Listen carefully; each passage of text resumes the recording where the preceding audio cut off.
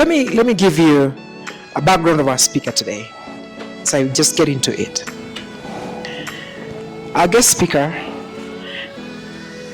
is the founder of and the CEO of Icon Group Limited, a training, leadership, and ICT consultancy firm based in Nairobi, with a satellite office in Houston, Texas. Someone say Houston. Houston. He's also the founder of Icon Leadership School, ILS. James, didn't want to mention the name, but James has a PhD in organizational management, a leadership from Capella University in the USA, and a master's business administration degree from University of Phoenix, USA. With plus 25 years of experience, multidisciplinary leadership and experience across Africa and United States, James bridges academia and industry, having worked extensively across non-profit technology, banking, fintech, leadership, and in oil and gas, consulting, and academic sectors. James combines strong competences in strategy and governance. In strategy and governance, people leadership, entrepreneurship, technology, multi-million founding mobilization, turnaround leadership, policy implementation, financial and organizational oversight, community development, academia, stakeholder management, and government-related and growth, innovation, and transformation, among others. He has held several roles: CEO at John International, acting CEO, Kenya Institute of Bankers, KIB, strategy director, National Bank of Kenya, senior faculty / regional lead and academic director, Strathmore Business School, chief information and technology officer, CITO, Metropole Corporation Limited, chief information officer, mobile decisioning, that is MOD, and GM at Eco Mobile.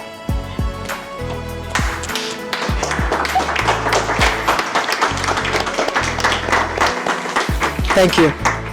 In addition, James' global experience includes leadership role in IT, that is Associate Vice President at Philips Services, Atlanta, Georgia, and Project and Training Development, Senior Director at what do you pronounce this, bro? Converges Corporation, Houston, Texas.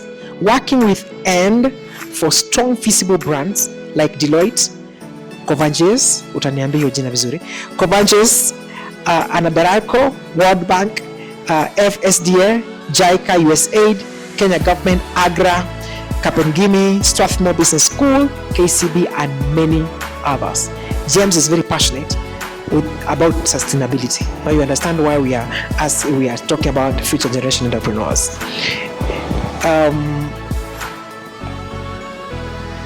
Is very passionate about sustainability, strategic thinking, strategic execution, artificial intelligence, strategy entrepreneurship, project management, emerging technologies, financial inclusion, organizational leadership, development, coaching, academia, research, and improving business practices and outcomes. James has served on advisory boards and senior governance structures across nonprofit, professional, and educational institutions, contributing to strategy, risk oversight, executive performance, and organizational sustainability. It brings to boards a global perspective, bridging Africa and international markets, deep experience in strategy, transformation, institutional growth, strong understanding of public-private partnerships, PPP, development, finance, emerging markets, and value-driven leadership approach grounded in governance, accountability, and impact. He's a certified governance expert, IFC-SBS, I don't know what that is, bro, you tell us, with a strong grounding of fiduciary responsibility, board effectiveness, and ethical leadership. James is active in boards, Rotary contributing to community development, leadership service, and our social impact initiatives aligned with economic empowerment and sustainability. James is also a thought leader and James is also a thought leader on leadership and organizational transformation. With his forthcoming book, Change of Mindset, that's a good book. Improve your leadershipness, exploring mindset-driven leadership effectiveness. Ladies and gentlemen, I know you're just wondering, this man, all these things, all these caps on their shoulder, that shall be your story very soon. You're not far from this, right? As you keep on this path, that shall be your story very soon. You're not far from this. So, ladies and gentlemen, with standing ovation, please, standing ovation, let's welcome Dr. James Kirimi to come and speak to us. James, please welcome. Dr. Thank you so much. Good to see you. Good to see you. Thank you so much. Has someone ever read your profile and you start wondering, please have your seats, and you start wondering whether that's you? I need to shorten it, right? It's too much stuff over there. And I know, I don't look that old. Ama, except tumeanza, tumbo imeanza kuingia. So I want to thank you because I have an opportunity to come and chat with you. I'm hoping that I live up to the very many accolades. I've seen some friends of mine that we've met in different spaces. Before I start, I want to introduce you to my young cousin. Her name is Joy Kirimi, and she's been with me for the last week. We've been doing some training in Machakos. And so I told her to come along and listen to entrepreneur. She's a budding entrepreneur. And for the very first time, I didn't have to do my stuff here. She's putting it all together. So that's a good thing, right? All right, so we are going to spend a couple of minutes talking about the next generation entrepreneur. These are my thoughts. Of course, different spaces, different thoughts, right? Yeah. But these are my thoughts. So, as you listen to them, open mind, but also see what you can pick, see what you can learn, right? Right? Yeah. I will be looking to ask you questions. I love engaging. You can ask Sir Charles during the training that we went together. I really try to engage my audience. So please don't sit and just listen, sit, ask questions, engage. Tuko pamoja? Yes. So I move past that. So Africa, and I work a lot. So you guys, you have to figure out what to do. We agree that Africa is rising, right? Yeah. Are we in agreement? Yes. We also agree that we had job seekers in the past, right? And now what are we looking at? Job creators. This is where we are. The only difference is how we do it. So the people in this room will define what now becomes. Right. And I want you just to think about that for a minute. Many people talk about Africa and say a lot of, in my opinion, negative things about Africa, right? But we are the future. Believe it or not, we are the future. The question is, as entrepreneurs and leaders, what will we do with the opportunity that we have? That's the first thought that I want to place in your mind as we walk through this. We are the future, we are the now. What will we do with that information? Okay? So here's some statistics that might help you see this reality shift. So number one, and yes, I did use ChatGPT. Sitadanganya. See, ChatGPT works. Yes. If you can use it, and we'll talk about AI, and we'll talk about some of these tools, right? So 22% of Africa's working population are entrepreneurs. Wow. Highest globally. Ah. Did you know that? No. So 2 to 3 in 10 people are entrepreneurs. And I suspect this is higher. I suspect it's probably higher than 22%. Kenya is now Africa's top startup hub. Wow. Nearly 1.1 billion has been raised in 2025. Dollars. I want you to reflect on that for a minute. $1 billion. Kenya. That means everyone seated in this room has an opportunity to move into this space. And we look at some of the 3 key spaces. 60% of Africa is under 25. Mkokadi. Mkokadi, sindio? Haya. 60% of what? Africa is under 25. This is the youngest global workforce.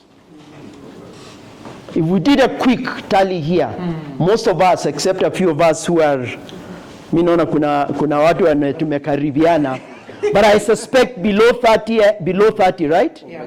I suspect. Yeah. So we have one of the youngest workforce. 12 million youths enter the job market yearly. Only 3 million jobs are created. Do we have a problem? Yeah. Wow. Yeah. We have a problem. A big one. So the question will be, are you going to continue looking for a job? Or are you going to build an entrepreneurship ecosystem? So being an entrepreneur is no longer optional for Africa. Yeah. It is our new economic system. All right? Yeah. Good. So if you're waiting for a job, you may be waiting for something that no longer exists. Ukitafuta kazi sawa ukipata. But if you're waiting for a job, you're waiting for something no longer exists. You've heard the stories of people who are makangas and have what? Master's degrees. People driving boda bodas and they have degrees. Why? Jobs are not available. People are not hiring. And if they're hiring, you need to know someone who knows someone, especially as you go up the ladder. So then the question for us is, what do we need to do? So here's a couple of things. One shift is that we must move from a hustler mentality to a builder. Yeah. Personally, this word hustler I don't like. Yes. Nothing wrong with where it came from, but we are not hustlers. Yeah. The minute you mindset yourself as a hustler, you spend the rest of your life doing what? Hustling. Vitu ndogo ndogo, right? Unachukua maembe pale, unauzia huyu. That's not our business. We must become builders of the African economy.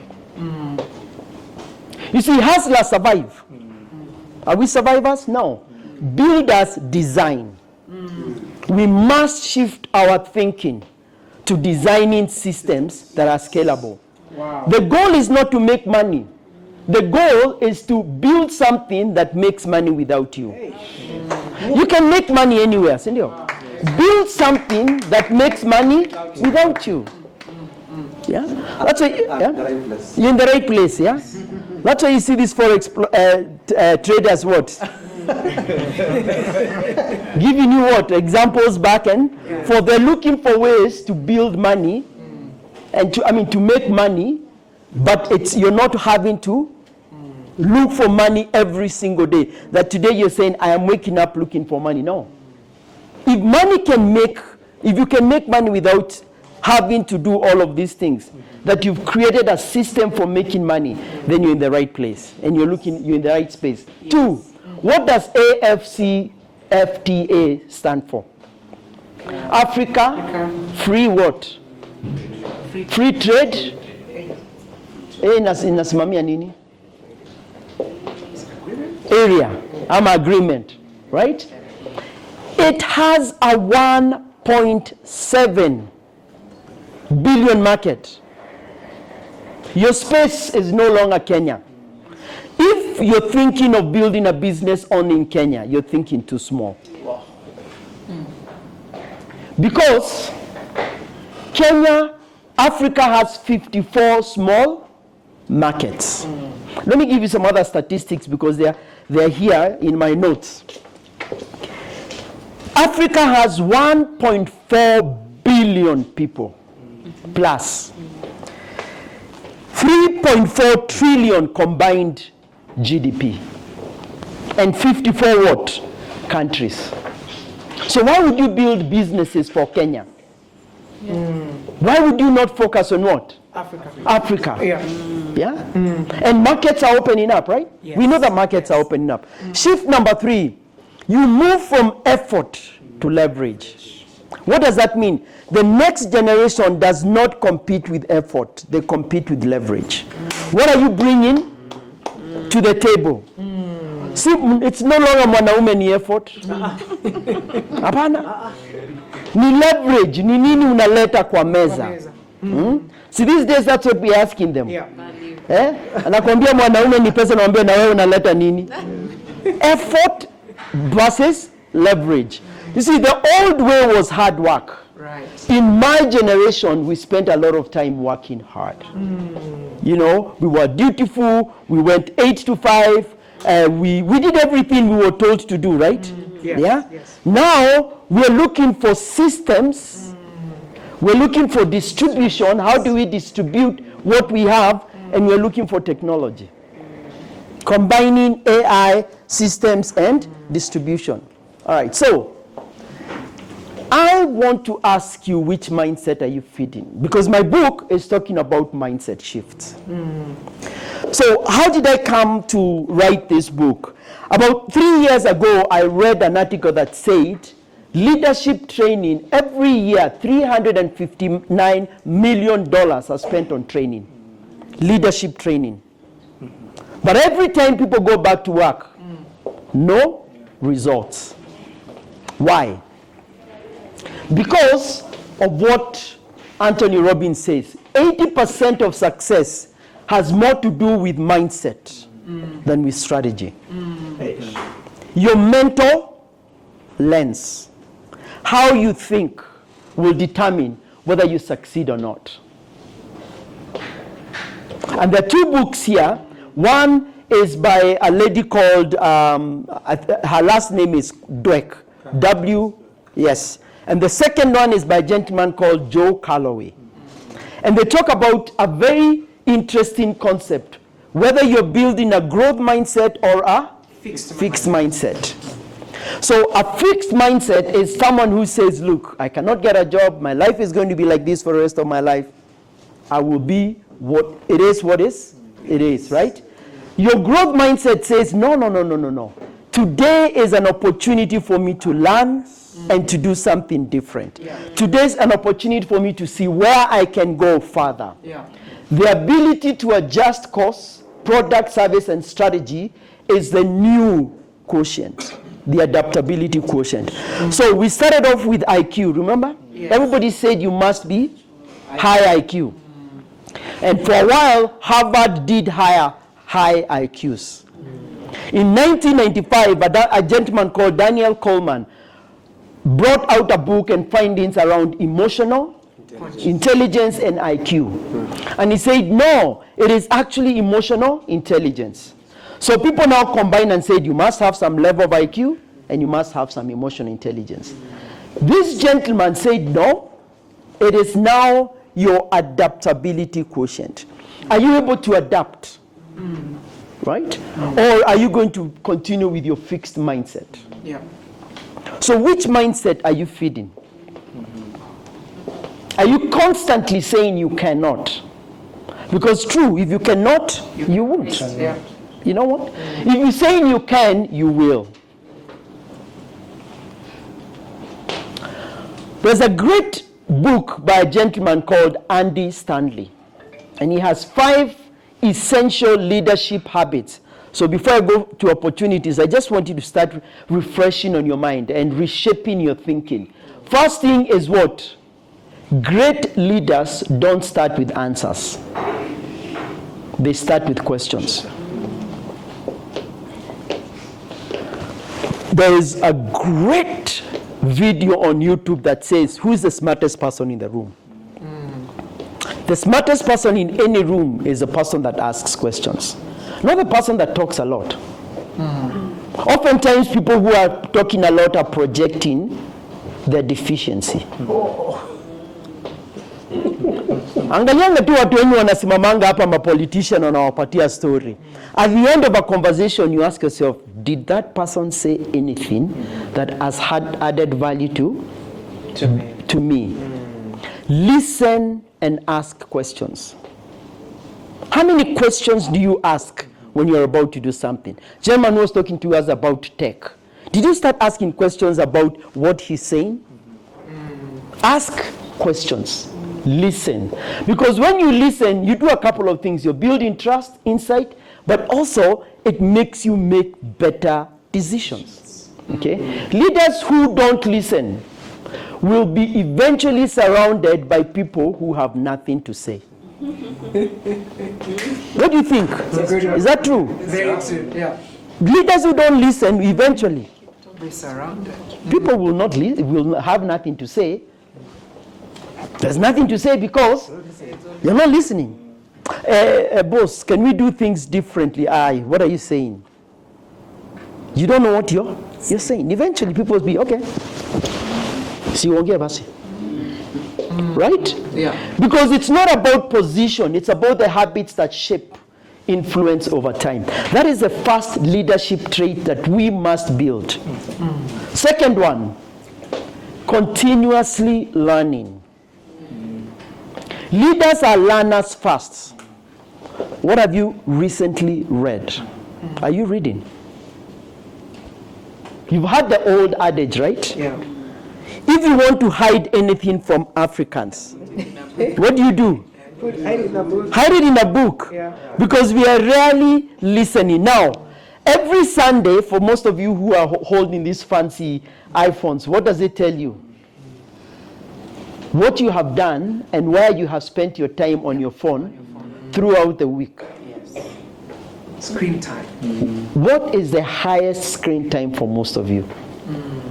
Don't get you ukweli. I know the smiles on the face give me the answer. Where's your highest screen time? Insta, TikTok, Facebook. Now, you're learning in short bursts of time. There is now research that says people who spend that kind of time online reduce their cognitive ability by 37%. In fact, every time you do that, you're becoming dumber. Situongea tu vizuri. You can chase me in the outside afterwards. You're becoming what? Dumber. Those 3 minutes, 1 minute things that we keep doing over and over again, they're great, but they're not helping us. Read books. So everybody thinks Elon Musk is very smart. He's a genius, right? He's not. Elon Musk is not a genius. What did Elon Musk do?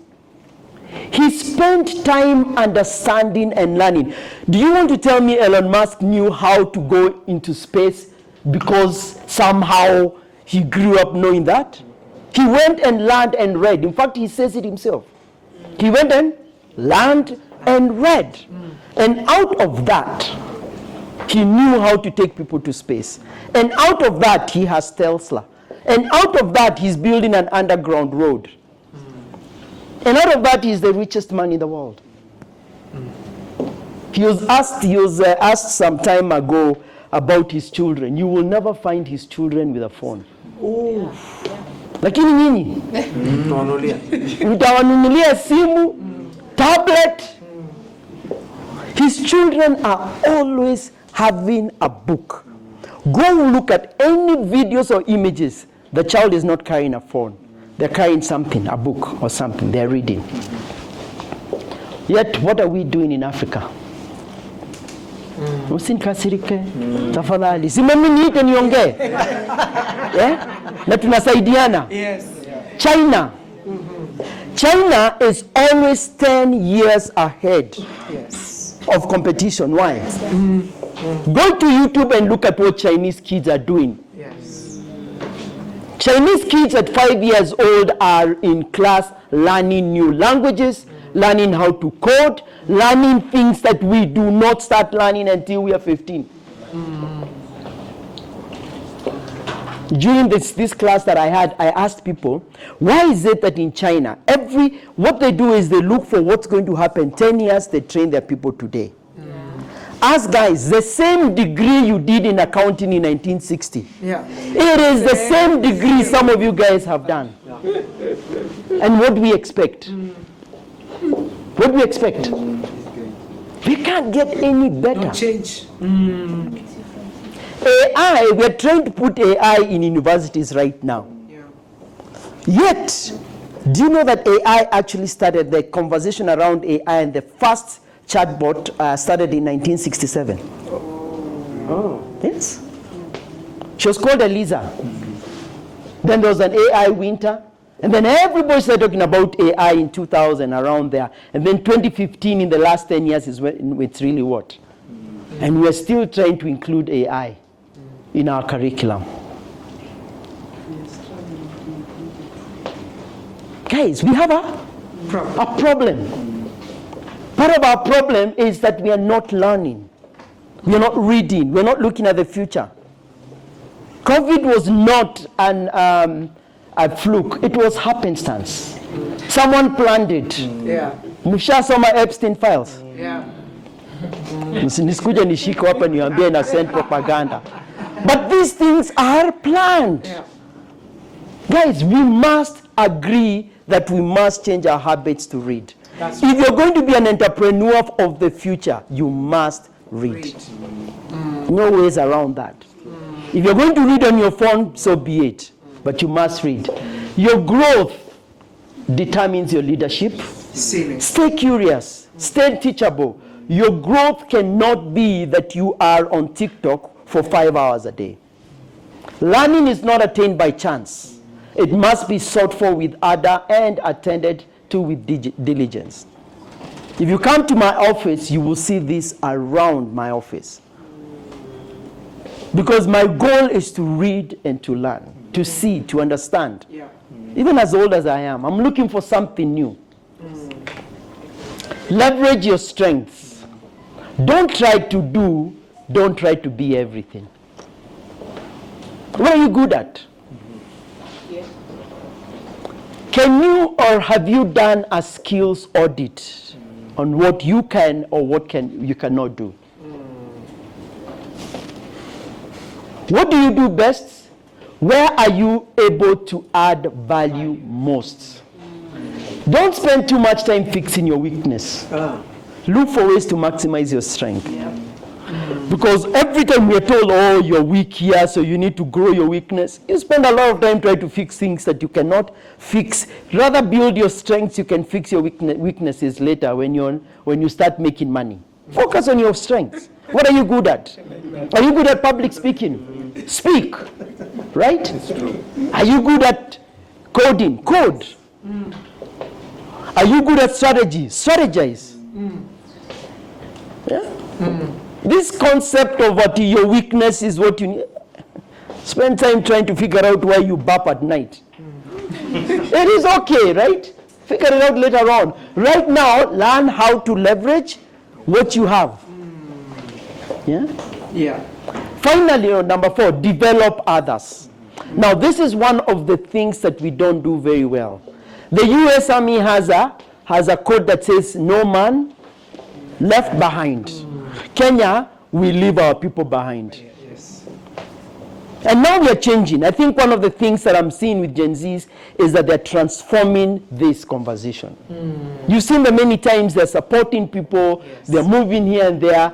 They're looking for money. I mean, there's something that is happening with our generation Z.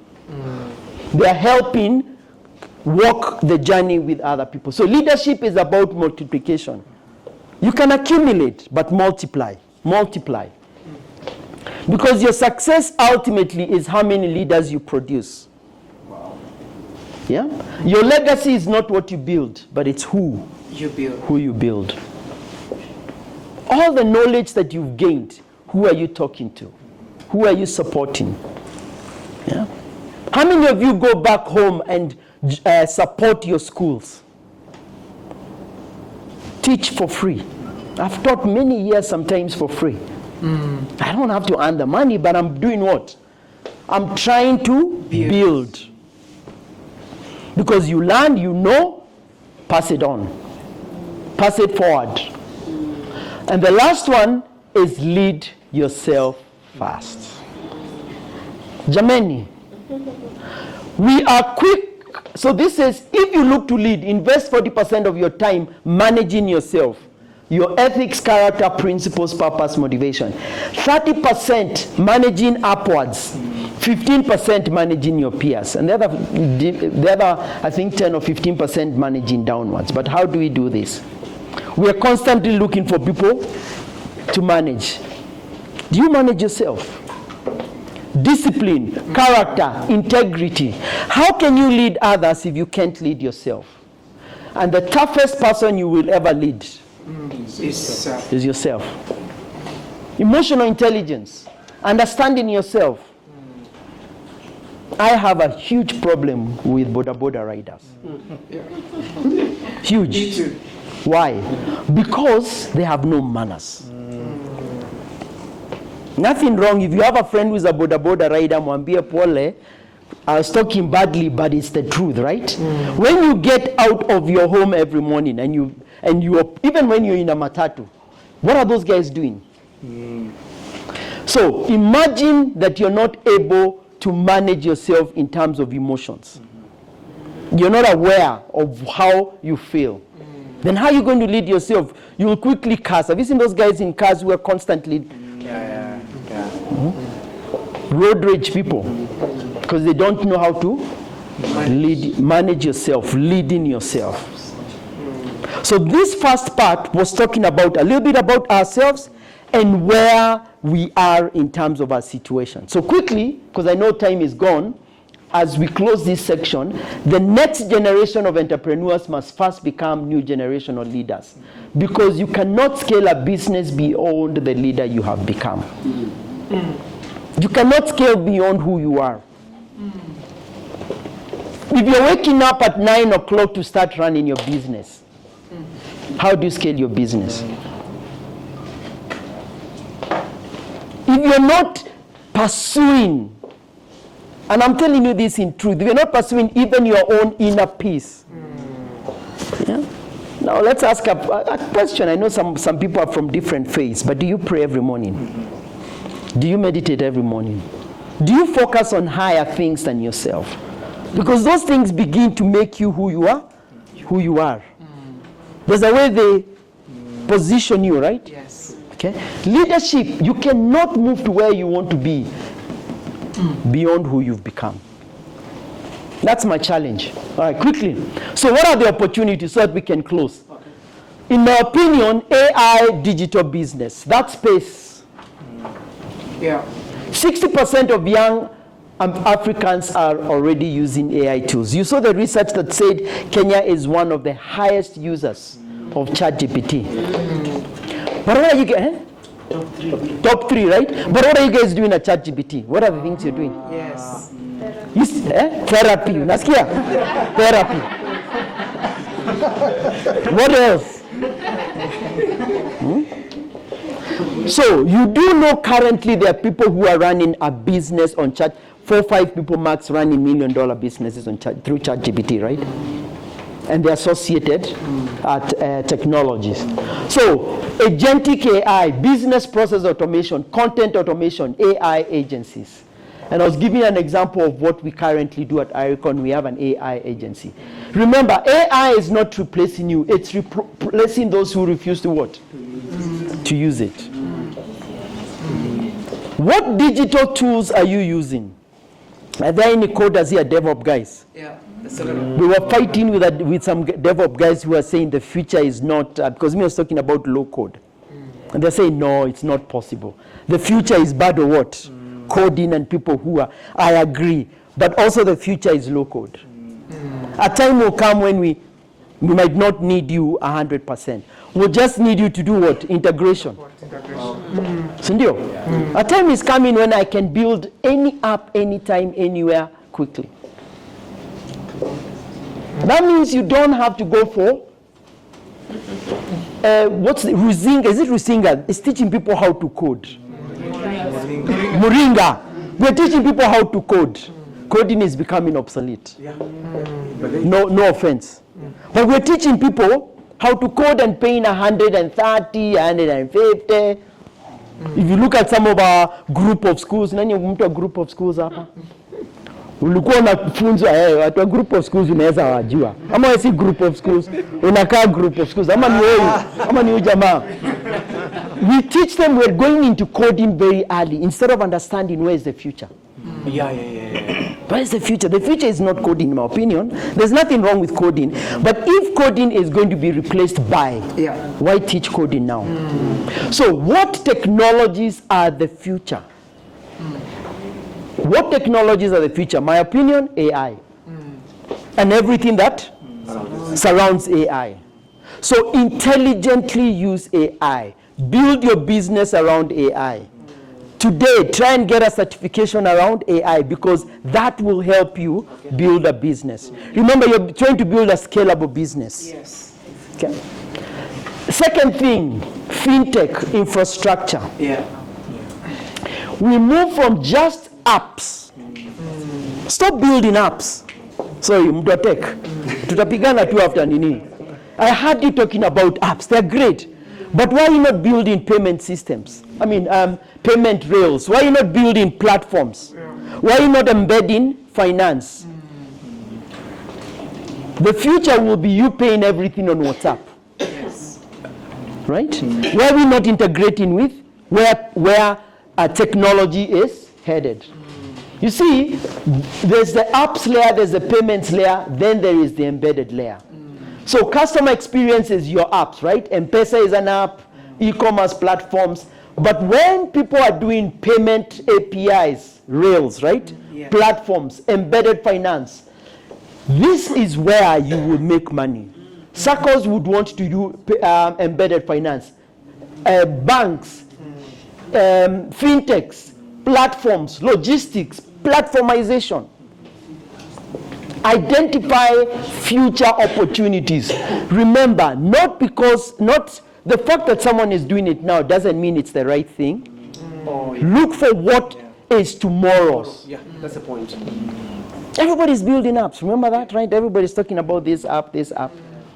But if you look at the funding, it has shifted. Oh, yeah. It has shifted from apps only. Yeah. They want to see more than apps. Okay? Because the next M-Pesa will not be the wallet. It's the infrastructure behind it. It's the infrastructure behind it. Now, I want you to ask, why was this gentleman of M-Pesa made a bank CEO? What's his name? Lawyer Koyet or somebody like that. Remember the guy who was the M-Pesa lawyer? Do you remember why was he made a bank CEO? Anyone think? Innovative mindset, and the bank is no longer thinking about apps. They're thinking about platforms. Integration with platforms that make it easy for you and I to connect. We've talked about red ocean and blue ocean, right? Yeah. Blue ocean is about three things: convenience, hyper-personalization. Yeah? And the last one, I can't remember the last one. So eventually people are looking for things that will be personalized to you and things that will be and things that are convenient. When was the last time you went to a bank? It's become a rare visit. To do what? Right? Now, imagine a platform that gives you all of these things to do. This is why we have to worry about M-Pesa, and not just M-Pesa, Safaricom. Yeah. What are they doing? They are building, they are layering apps upon apps on top of a platform that everybody can log into eventually. Right now, they're still protective. But eventually, they're going to have to make sure anyone can connect. Okay? How many of you have given people Shirika Pay? How many of you guys have given your spouses and better others ability to spend from your wallet? Hakuna mtu bado? They're scared. How many of you Fuliza? I Fuliza? Yeah. Okay? Eventually, you will see this kind of platform that does everything. Okay? Platforms, infrastructure, in my opinion, is the new. The other thing is climate tech. There's a lot of money on climate tech. Okay? Kenya moved from fintech dominance to climate tech and agri-tech. 46% of funding is coming from clean tech alone. So half of the money that is being funded in Africa and in Kenya is around climate. What are you doing about climate? How are you addressing climate? Wanna take? What are you guys doing around climate? Okay, let me see, maybe I had some other notes here on this one. Yes, so every notable deal currently, Delight got 176 million. Basigo, I don't remember what company that is, 42 million. M-Copper, 51 million. 88% of East African 725 million total funding came to Kenya. How much? 725. Out of 725, this is 1 year, 88% came to Kenya. Na bado mko TikTok. Win our challenge, eh? Yeah. Spend time thinking about the future. And then lastly, is that the last one? No, last one, create an economy. The old world, companies build brands, people work for it, right? Yeah. New world, people are building brands. Brands are becoming companies. Think about some of the guys who are making a lot of money. What was that guy who came here? iSpeed. iSpeed is what? Is a company. It's become a company. How many people were added to his YouTube for the 7 days, 3 days? 3 days that he was here. 49 million were added on his trip, right? In Africa. Totally, right? Just the countries he went. 49 million. How much money do you think this man made? How much money do you think he made? Na wewe bado unafanya nini? Na uko view sasa.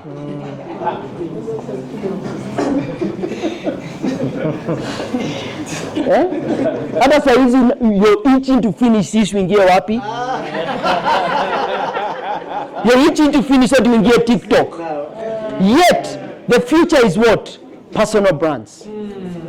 Your name is no longer an identity, it's becoming an economic engine.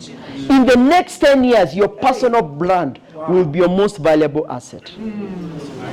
I want you to just take time to look at all the people who've become influencers.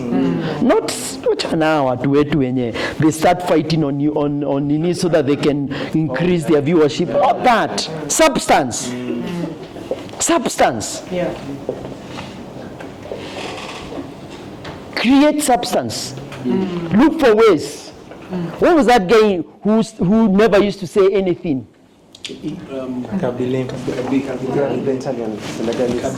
How many views? I mean, how many? 100 million followers. How much money do you think that guy is making? And then what was the lady who went to the US and then she started embarrassing us? Majimbo ama naitwa nani? Uliona nini? Vila anatupiga embarrassment huko nini? I know if you love her, I'm sorry. But the world, the future is your personal brand. I trained a board about, just after I worked with Sir Charles. And we met a lady from Ogilvy.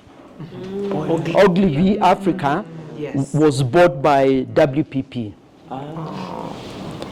And they are the ones that support influencers, especially in the business. So right now they're saying the number one thing for agencies when companies come is influencers. And they build influencers all the way to the point where they're influencing for your business.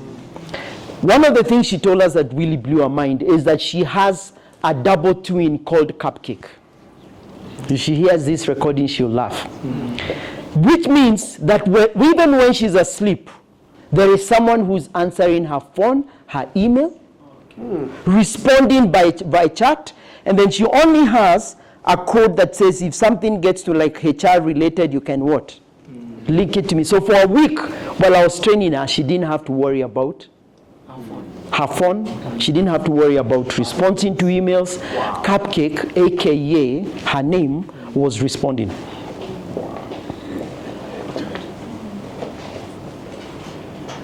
Where are you with your personal brand? What are you doing about your brand? So we must solve real problems: healthcare, education, and agriculture. I think you talked about ed tech, right? Okay. Healthcare, education, and agriculture. Don't chase trends. I want you to think about solving what? Pain. Wow. Pain. Problems. Investors are looking for large addressable markets that have millions of users and daily demand. Think about that. What can you scale? I want us to stop this mindset of small things that we're building. Scale. Think about scale. Challenge yourself. Go read this art by Miriam Williamson, and she says that she says something this, and I'm paraphrasing. She says, "Don't make yourself small so that other people can look big."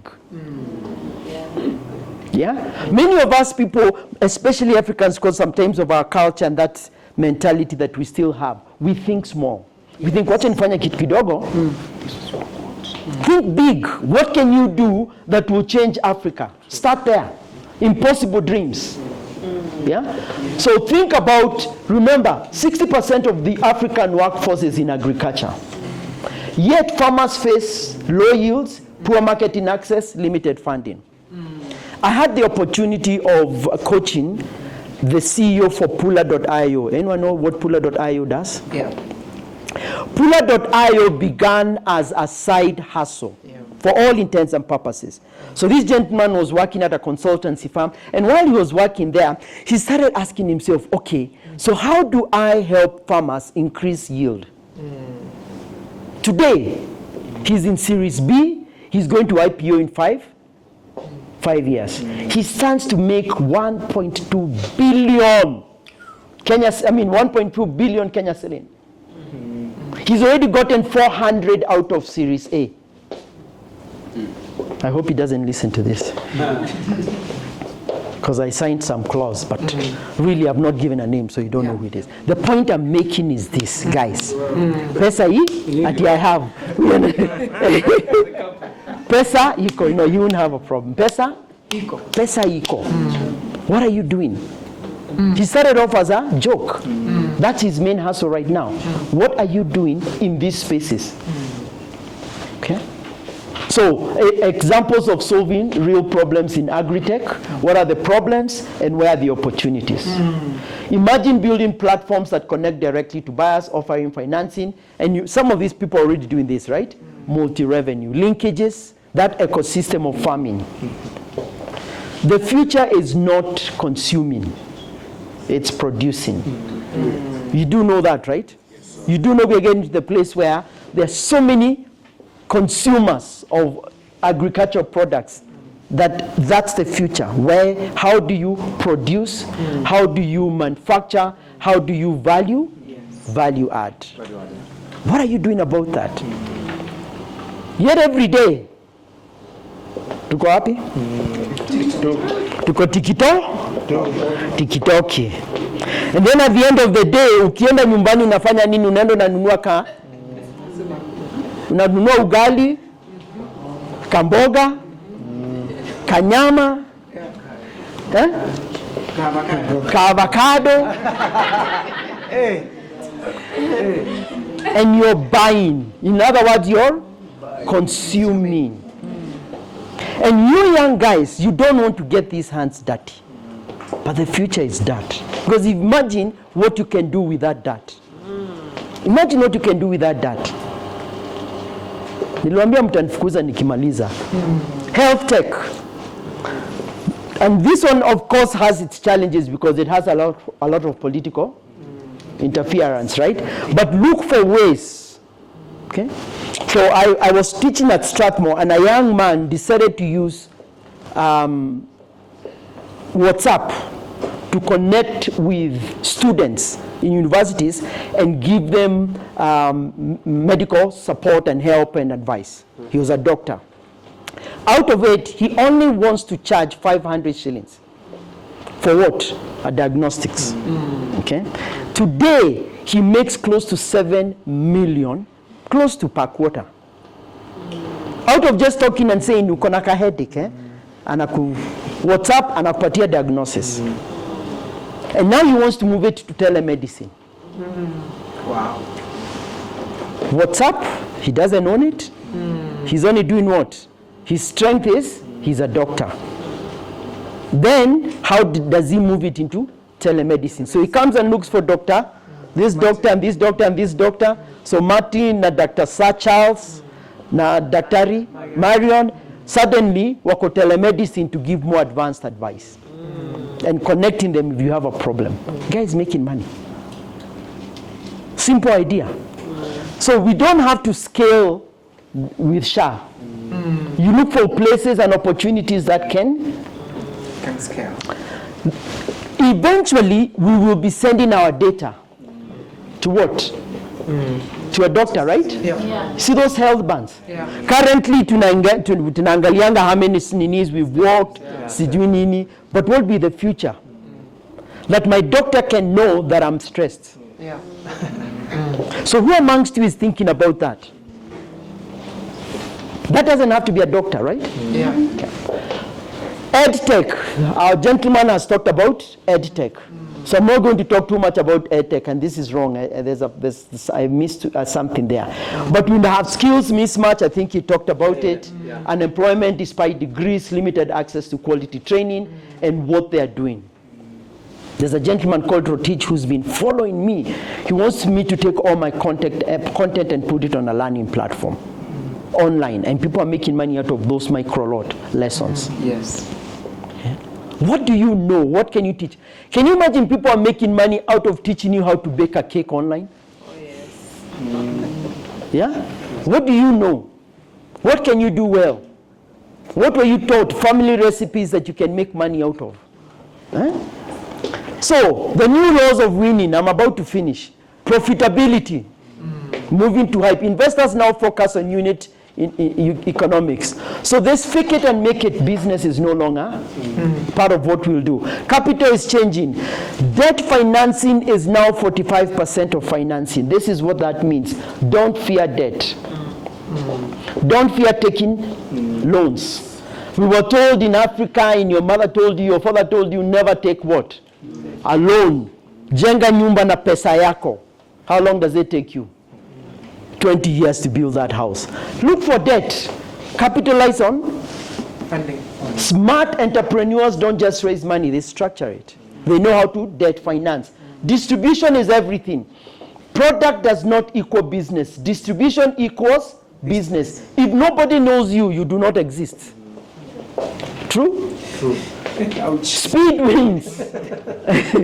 Execution perfect. If the market rewards those who move, not those who think. Stop thinking. You've thought enough. Speed wins. Speed. Because someone else is doing what? Moving. Is moving. When I came, I'd lived outside for a while. When I came, I created a proper plan for Jumia, e-commerce. Created the plan, talked to my friends, hata fundi nikapata, nikaacha document kwa nini? Kwa bedside. 2 years later, Jumia.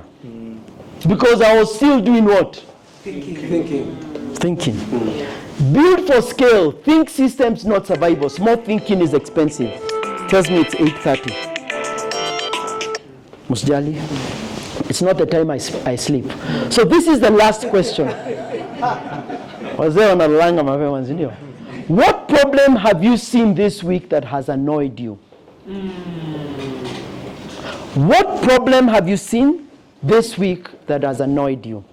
When I used to be at the National Bank as a strategy director, I used to tell my innovation team, I want you to walk around the bank and look for problems.